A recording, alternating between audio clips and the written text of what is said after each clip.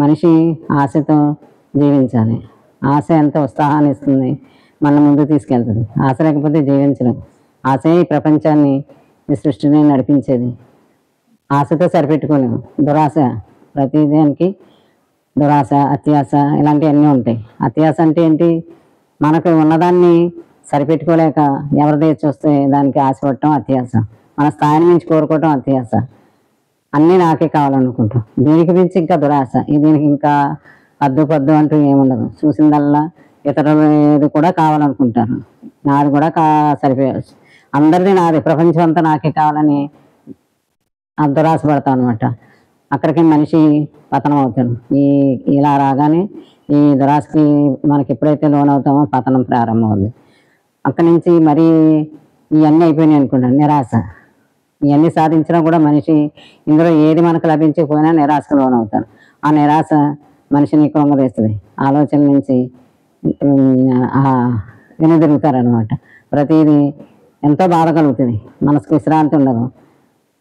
అంత బాధ పెడుతుంది నిరాశ. దాని నుంచి మనం ఈ నిరాశ, ఈ ఆశ ఇవన్నిటినీ మనం గమనించుకుని దీని నుంచి బయటికి వచ్చి మనం శక్తిమంతులం, మనం ఎంతో ధీమంతులం, మనం ఈ గుణాలు ఉండకూడదని తెలుసుకుని ఎరుకతో తెలిసి మనం వాటిని ఒకటోటి వదిలించుకుని మనకు ఎంత శక్తి కావాలో, ఎంత ఆశపడాలో, ఎంత కావాలో ఇలాంటి విషయాలు పెట్టుకుని మనం ఆత్మశక్తివంతులం.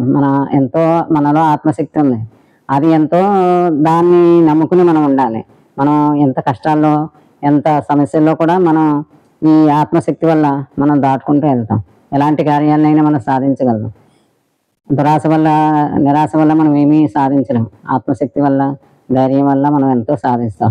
ఈ శక్తిని మనం దుర్వినియోగపరచుకోకుండా మన సమయానికి తగినట్టుగా మనం ప్రవర్తించి మనకున్న దానితో సంతృప్తి పడి దురాశకి వెళ్లకుండా, నిరాశ పడకుండా మనం ఈ గుణాలని మనం ఇముడ్చుకొని మంచి గుణాలని పెంచుకుంటూ మంచి సంకల్పాలు చేసుకుంటూ మనం మన జీవితం ముందు తీసుకెళ్ళాలి. ఇది ఎలా సాధ్యమవుతుంది? మరి మామూలుగా సాధ్యపడదు.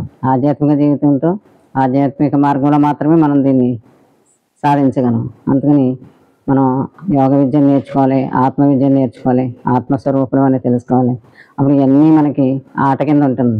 ఈ ఆశలు, నిరాశలు ఏంటి, ఇదంతా మాయ, లేకపోతే ఇది మారిపోయేదని తెలుస్తుంది. మనం అలా మంచి మంచి మార్గానికి మనం వెళ్ళి వీటిని తప్పించుకుని మనం ఎంతో శక్తివంతులమని, మన దగ్గర ఎంతో విద్వత్త ఉందని మనం తెలుసుకోవాలి.